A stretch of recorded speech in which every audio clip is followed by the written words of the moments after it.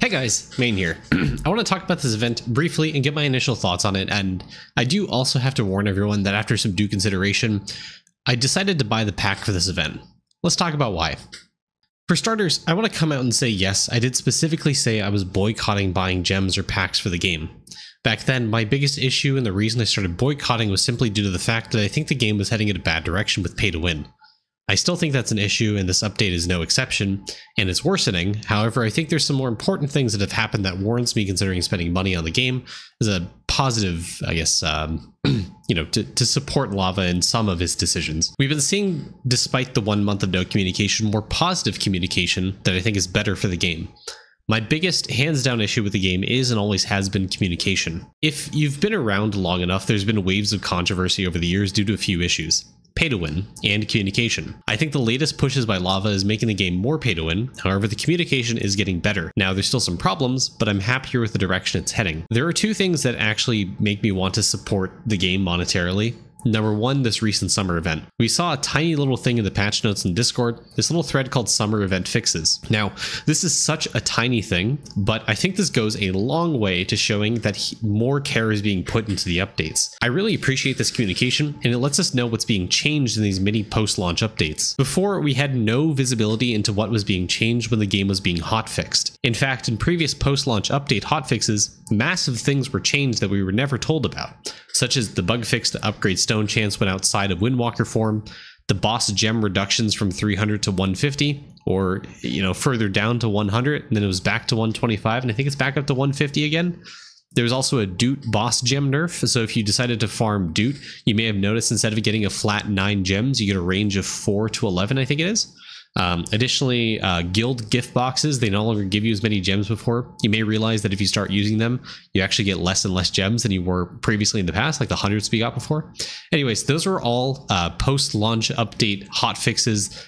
They had no announcement whatsoever. There was no communication regarding them. They've just been nerfed. The biggest uproars I see in the endgame community has been over these mini post-launch updates that we had no idea what they were about, and now we kind of do. That is a big developmental change that I fully support and I want to encourage. The second thing is that Lava is actually responding to people in the Steam reviews. Back in July 2023, when the Pet Companions update launched and there was that wave of controversy over the pet draws, a lot of people quit in protest and left Steam reviews. He never truly responded to those people in public forums, mostly in private Discord, calling them out, but now he is. Granted, it is 2 years late, and at the time of this recording, it's been a while since he responded to those people, but I think this is a PR win. I do want to point out that these responses do appear to be copy and paste, but I don't think that's necessarily a bad thing. A lot of major companies will utilize what's called standard responses to anything, and I think it's a good thing. It just helps them communicate better and more consistently. I think haphazard, varied responses that could slightly say different things would hurt more, so I see the positive value of this. The fact he even addressed it in the first place 2 years after the fact in these reviews is completely unheard of so far in the various years of controversy this game has gone through, and I really appreciate the effort he went through in the past few months to clean up communication. Now, I do want to point out that sometimes communication is bad. It sometimes takes a turn to chastising people because they had negative things to say. For example, quote, "I've had people's work console me at my darkest hours. To think that my work did that for someone, yet they're still bitter enough to respond in this way? Wow. I mean, I hope you were just upset in the moment and want to change it, but damn." Like, that response feels a bit harsh. The original review was commenting on reporting bugs and getting banned in the main Discord for reporting that bug. I can't really say that the person deserved it because there is a strong precedence for something happening like this. In fact, one of my own moderators was indeed banned from the main Idleon Discord because his alchemy was reset to 0 due to an unknown bug. And the ban in the main Discord was because of a misunderstanding, and the mods thinking he hacked the game instead of him actually reporting it as a bug. Anyways, all that to say, I think the communication of the game is getting better, and with every video I make detailing the controversy, the biggest issue I've ever had has been communication. Now let's switch gears to talk about the other issue I have with the game, which is pay to win. This is still a big issue, and it is getting worse, but I want to revisit this topic because everyone seems to mischaracterize my issue with pay to win. I want to tackle this point by point. Sometimes it's a little infuriating seeing people talk about this in my comments, and go through what I think are some good and bad arguments to this. Number one, this game doesn't have player competition, so it can't be pay to win. This is inherently getting my argument completely wrong. My issue is not, and has never been, that it promotes competition. It's simply that it's exploitative to the people who are vulnerable to spending money on the game. Inherently, paid packs that promote player power inherently affect those with gambling tendencies. Promoting more packs with even more player power exploits those people who are vulnerable to it. This is my biggest problem with pay to win. That's it. The fact that the packs are just bombarded to you and take up a good portion of your screen, and use words like exclusive or limited time, and include some massive game-changing bonuses, exploits those vulnerable people. Number 2, the developer should make money off of the game. I completely agree with this. In fact, I highly encourage you to spend money on this game. However, I think the monetization could be better.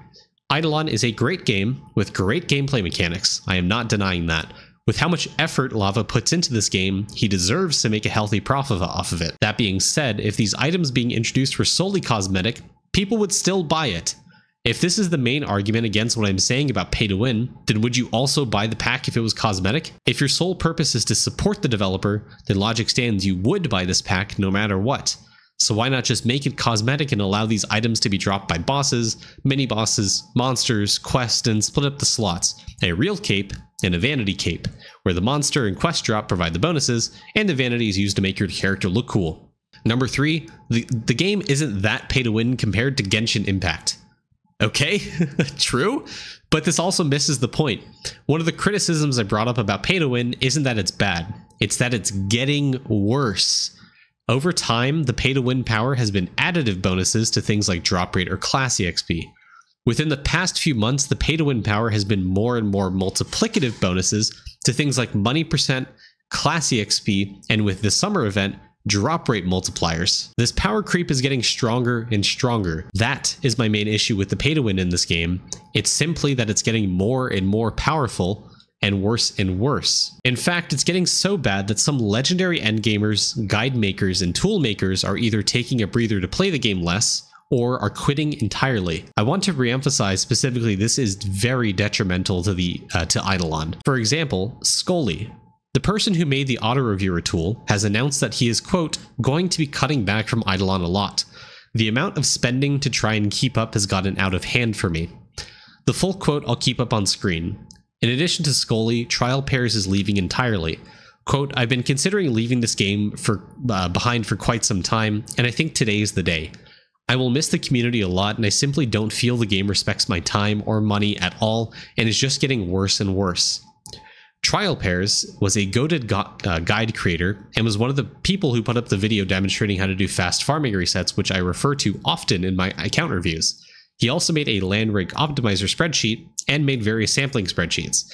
If you've ever done prints and asked what the optimal setup is, chances are you've probably seen a guide by Trial Pairs. There's been other people, but Trial Pairs is probably one of them. All of the guides that have ever been made sourced from a handful of people, even the guides I make and the guides Griffey's make. I make an emphasis to shout out these people in their help, because they are a big contributor to the Idleon guide scene, and to see these people go, I'm not going to mince words, is going to hurt us all. If any of you are watching this video, I sincerely want to thank you for your contribution to the community. Not only were you a fantastic person to speak with, but you've also helped a lot of us out in progressing Idleon more smoothly.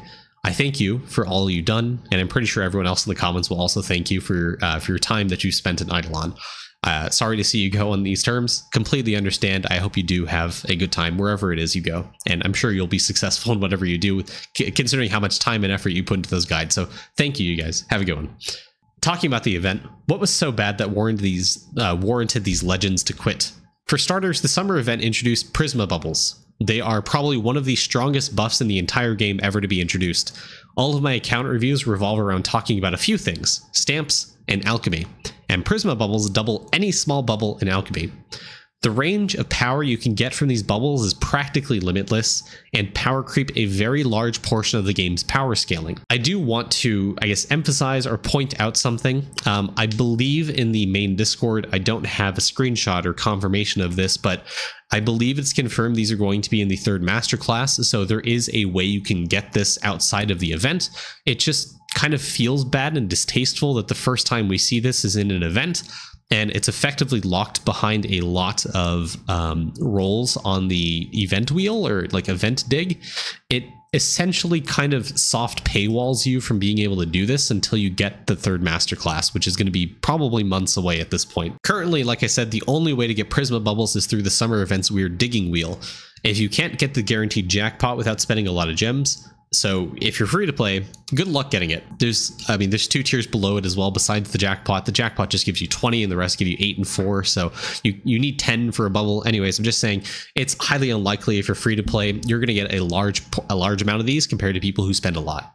That's not the real ticker though. The paid pack introduces by far the most powerful item in the game with an unprecedentedly strong powerful buff, drop rate multi.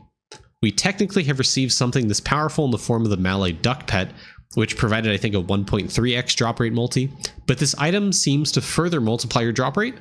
It's unprecedented having this much power come from a pack. For example, I can farm an Onyx statue worth of statues in World 1 in a single DK orb. Think about that. Statue levels are going to go absolutely berserk because of this thing. There's more applications to drop rate that I'm honestly scared to mention here because I feel like Lava doesn't know about them and would be tempted to get rid of it because he doesn't understand how insane drop rate is for everything in this game. Just kidding. I'm actually going to mention here because it would honestly be funny if it gets nuked and the endgame community blames me for it. If you go to the Mimics map and you stack up the DK orb to like 400 or 500 plus, spawn as many Biggie hours as you can and watch the amount of candy that drops. You'll probably get close to 40,000 Fractal Islands hours in no time at all. That being said, this pack has been by far the most powerful thing introduced in a long time. I bought it simply because I wanted to praise Lava for the more open communication he's been having with the community. I think I bag on him a lot for making bad decisions, and rightfully so. I think he deserves some payment for it and should continue making banger updates. Also, the cape is bonkers, brother, and I need to start piling up some tax write-offs, okay? That being said, I don't intend on spending money on gems packs all too frivolously like I did in the past. I still stand by what I said, and the next big issue to tackle is pay-to-win ballooning out of control. This is a serious problem, and it's getting worse. In the past 2 or 3 months, there's been, 6 or 7 packs introduced at varying price points. The Ram Pet Pack, the exclusive 3 exclusive pet packs back in April, the Windwalker Pack, I realize I'm not counting properly, the Reindeer Pet Pack, and now this pack. That's 7, right? I think. Anyways, it's insane how much monetization is getting shoved down our throat within a 2-month time span, okay? Anyways, that's all I really had to say about the event, and I wanted to call out specifically that more and more of the prominent endgamers of the community are starting to leave. I did reach out to Scully and Trial Pair specifically, and as a last thing, Scully did, I believe, want me to mention one thing. For the record, though, this is him talking. For the record, though, my objection is the Gamba plus FOMO natures of the events. Bundles are a known thing. This much money for this exact reward. I can take it or leave it. The gambling he's locking exclusive content behind is too far for me, and I can't support that practice. That's why I decided to, quote, go casual or free to play, whatever you want to call it. Anyways, I wanted to add that context to what Scully said in addition to his farewell post in his Discord, just as a last little thing, to get his story out there as well. Anyways, I really appreciate you guys watching the video. Let me know what you think in the comments below regarding Lava's communication and what the, I guess, progression of pay to win has been over the past year or so in Idleon, whether you think of it as a bad thing or not, and, anything else.